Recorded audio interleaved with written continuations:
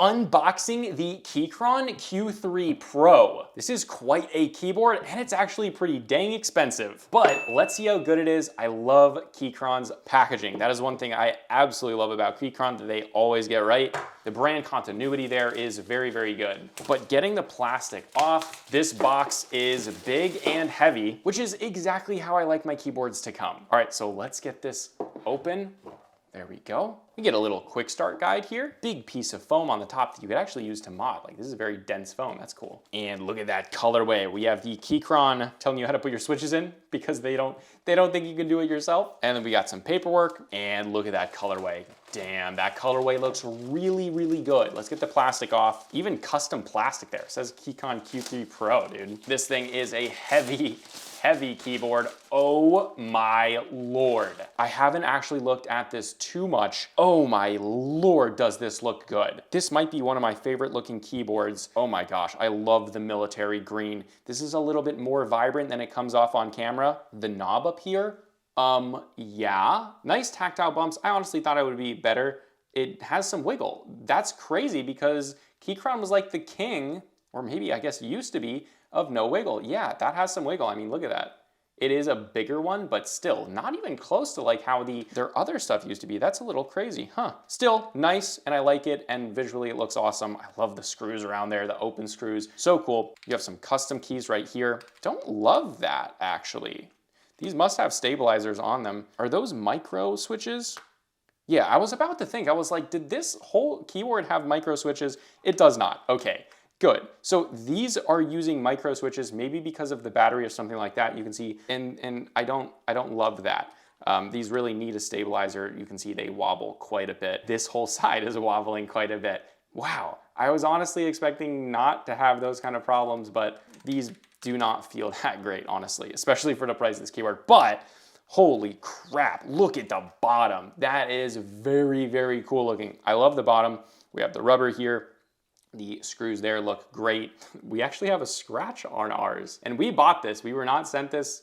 We bought this keyboard. There's a scratch right there. That's crazy. But this thing is so heavy. It literally feels like lead. My hands are hurting, but let's test the actual switches out. Yeah, I mean, they're decent, right? They're good. They're really good on their Keychron's cheaper keyboards, but on this keyboard, it's just not enough. It really isn't, and I want to love this keyboard more. If you switch out the switches, it'd probably be really good. The unfortunate thing is you're probably not gonna be able to find switches to switch these out with, and even then you're not gonna be able to switch them because they're micro or low profile switches. We have some like lights here, but it has its own screws there. It looks great. I love the raised up design. I think it looks absolutely phenomenal. The case itself is a freaking fantastic. I love it, but this really needs different switches.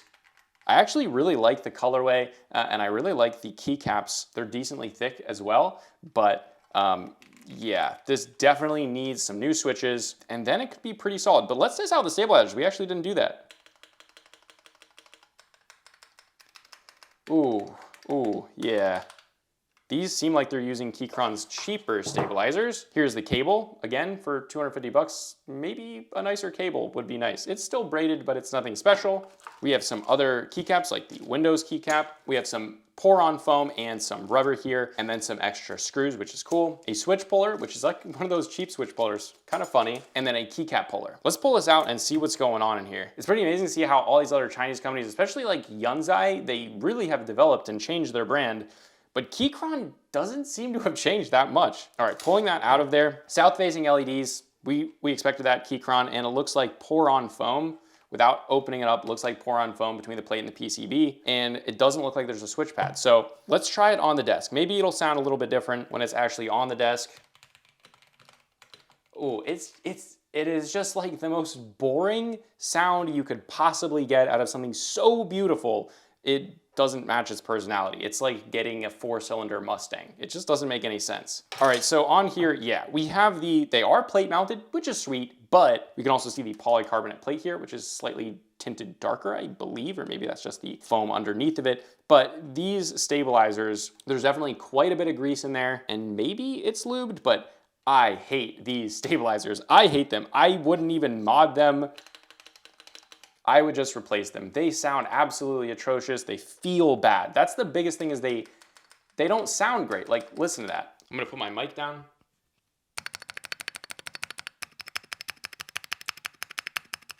So that one's a little bit over looped. Man, these were the problems they were having like 2 years ago, and they're still having these problems.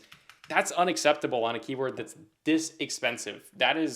It looks amazing. The build quality is unbelievable, but honestly, that is pretty unacceptable. Now, if you're looking to get this keyboard so that you can mod it, change out the stabilizers completely, really. For what this case could do and could be, change out the stabilizers, change out the switches. You're gonna be stuck with these wobbly ass keys and this wobbly wheel, even though it looks so good. It looks awesome, and it's all metal. Like, all this is metal, but it's super wobbly. It does not feel great to use. It really doesn't feel good to use, but the colorway is amazing, the case is amazing.